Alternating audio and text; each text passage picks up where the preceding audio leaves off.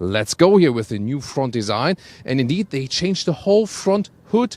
These parts here, more horizontal stress in the design, and new HD matrix headlamps. They are also mounted here, of course, an option. And you have these daytime running light design in the top part, but another one here in the lower part. But here, you can see this is not just the upper one. The lower one is fixed. And this new blue color, also new now, called Montego Blue. It's pretty fancy and has this kind of this greenish nuance. Turning indicators in the front, pretty cool here in the lower part where it replaces the daytime running light. The length 4 meters 92 or 194 inches. This has remained the same. However, wheels now start at 20 inch and up to 22 inch wheels. Here the biggest ones available.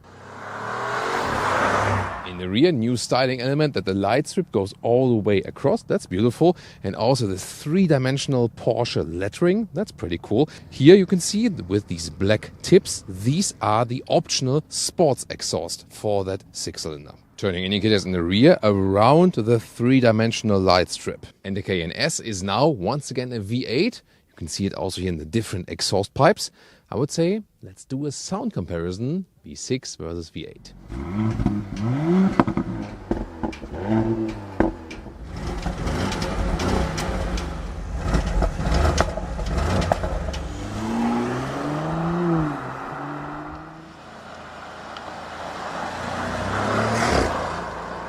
Engine lineup, all have received more power. The main engine, the 3-liter V6 for the base Cayenne, now with around 350 horsepower, 6 or 5.7 seconds. Then with the sports chrono package is the acceleration figure to 1 kilometers an hour or 62 miles an hour. A second quicker is the Cayenne S, which now again receives the V8 with around 470 horsepower. And based on that, even more 660 horsepower for the Cayenne Turbo GT, the strongest pure combustion engine model. Hybrids, either based on this one, the normal Cayenne hybrid, or then also future, even stronger hybrids. They are coming up very soon. We'll keep you updated. This is the key fob, always with this 911 silhouette, really beautiful. This is here for the independent heating, if you have that option. Then door closing sound, really solid, I love that. And of course you can also get a soft close when you want to go for that option. Then inside of the doors, also once again with the horizontal stress, really good build quality indeed. Then for the interior you can get different stylings. Here for example we have a bright styling. Headroom here, no problem at all, although this is the one with the panoramic roof, so with 189 and 602, no problem. It's a very good and upright seating position. Ergonomics also nice. GT steering wheel here, and soon I'm going to show you the all new cockpit. Here you can adjust it electronically. New interior layout, straight focus still, that's what I like, really clean. And then Taycan instruments, and here the 911 steering wheel, in this case the GT steering wheel. You can see it here with the screws. So a mix of Taycan and 911 now in the interior.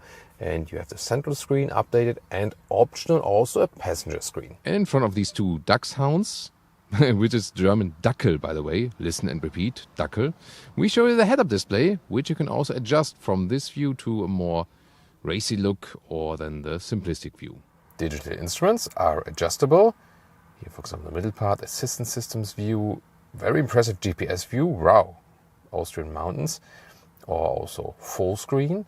And then this is the night vision, and you can also switch to the right side what you want to have there and click through further, and the physical drive mode selector at the steering wheel. The shifting lever is now here, like in the Taycan, drive or reverse. Has this metal knurling brown shaver atmosphere. And of course, how can we miss that? The stopwatch. Middle console, slide this one open, charging via cable, USB-C or inductive charging. And then I really appreciate to still have a manual climate unit and with nice clicking sounds as well. Then we have here cup holders. You can also slide it forward or open it for more space. New infotainment system. You have either this home screen or this one. This has this app view, I would say, and everything has been reworked. This is the car internal GPS, which is well usable indeed. And of course, you have the Apple CarPlay or the Android Auto.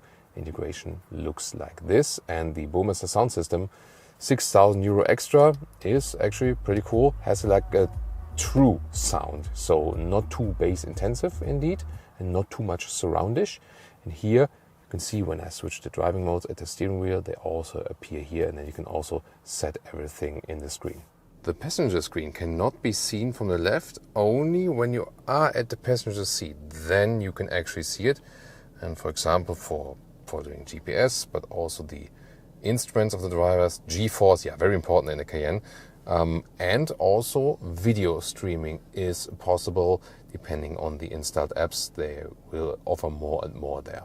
The panoramic roof, you can open this slider here, and this is also still one you can really open completely. Here, double action slider plus, and well, it goes really wide like this.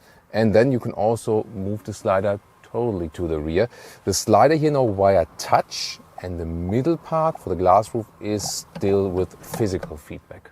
Rear seating area in the Cayenne SUV, really upright these rear seats, you can see that already, and that also delivers you a good seating comfort. You have enough legroom here also for tall persons when other tall persons are driving. And rear headroom here to the side is kind of shallow. In the coupe they lower the bench a little bit, that the headroom is still guaranteed. And here you can adjust the back part of the seat. That is of course a cool feature. And also when you want to have more trunk, you slide forward here in a 2/3, 1/3 split. The middle seat, let's check it out. You can sit here. It's actually quite good for a 3-seater in the rear. This massive middle tunnel here, but you can actually easily get along with 5 tall Ls. And in the middle part you have a nice console, and I really appreciate that it's not all just touch, but you also have here these nice knurled clicking buttons for the temperature control. Then here let's check out the trunk or the boot area. And the width is about 1.40 meters, a little bit longer, and also the standard length is 1.40 meters.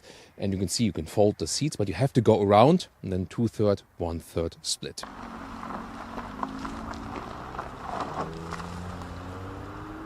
All right, Sport Plus.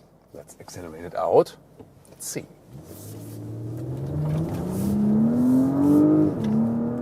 Plop, that is already around 80 kilometers an hour. Wow, pretty impressive. And I was starting basically in the corner. That's also what the Cayenne is standing for. It is an SUV, but it feels like a sports car. At the same time, it is very well controllable. All-wheel drive has a rear-wheel bias, and all the engines have been upgraded. As for the power, here around 350 horsepower for the base Cayenne 6-cylinder, 3-liter 6-cylinder. Around 6 seconds is the acceleration figure, the official one, to 1 kilometers an hour or 62 miles an hour, and yeah, kinda also reached that indeed. They have also worked on the suspension, both the base suspension and also the optional air suspension, which we have here. And they promise actually that it's sportier and more comfortable at the same time. And it also switches then according to the driving mode. Here, for example, Sport or Sport Plus, it's a little bit stiffer. Also, it goes lower at higher speeds, and I can also switch then back again to the normal mode. And then we have a little bit more comfort, but actually all the different modes are really fine. And indeed, I have to say, we also have big wheels mounted here today, but even if you run over some potholes and so on, it's not uncomfortable at all. You have this upright command driving position, and the suspension is really doing a good job. Sportiness, yes, they have achieved that indeed. And also noise insulation wise, so silent in here. At the moment around 70 kilometers an hour, now going like 80 kilometers an hour. It's like 50 miles an hour. And it's super silent. You don't hear any rolling noise, no wind noise, nothing at all. So I really fine-tuned this vehicle. And what I also want to show you here, the rear axle steering, turning all the way in, and for such a large SUV, it really handles very well because the rear wheels go in the opposite direction than the front wheels, and yeah, to get to speed again, also so effortless indeed. And one more time, 50 to 100.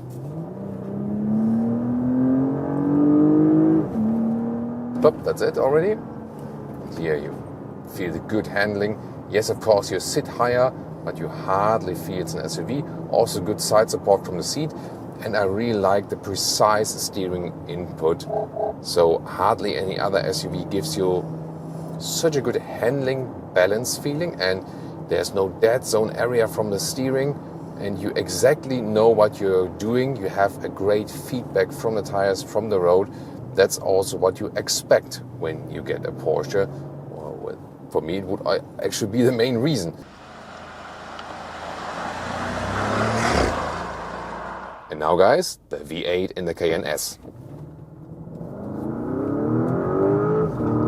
Ooh, whoa. This is like a second quicker in the acceleration figure to 1 kilometers or 62 miles an hour than the V6, the upgraded one. And of course, sound-wise, yeah, we had the sport exhaust in the V6, which sounded nice indeed, but here you have a little bit more, I would say, raw sound, can you call it that way? And also some really nice winding corners here. Wow, although it's a heavy SUV, it gets out of the corner really quickly and super precise. Here, once again, the handling. The Alcantara steering is also helping me with that. And then the sport seat with the fabric, I don't slide on that so much. So this is a overall sportier setup we have here. Wow, so much fun. That is really the thing about this Cayenne. You can have so much driving, sporty driving fun, although it is the large and heavy SUV, and it can also be comfortable at any time. You know, that's the real cool thing. Beautiful roads here also. This is so much fun. Also, is not leaning into the corner at all. If you ask me, V6 versus V8, yes, of course, sticking with the opinion that the V6 is enough. The V8 just delivers a little bit more raw sound experience. Yes, even a little bit quicker. Yeah, then the weight, I wouldn't say that you really feel the big weight difference or so, you know, that's not the thing. Pricing this very vehicle around 90,000 euros base price, but then 50,000 euros of extra, so 140k in total. And the price here for our Bentley Cayenne S, 67,000 euros of extra equipment, making a total price of 180,000 euros. You can also compare more trims in our studio episode or see AJ and me jumping out the Cayenne Turbo GT.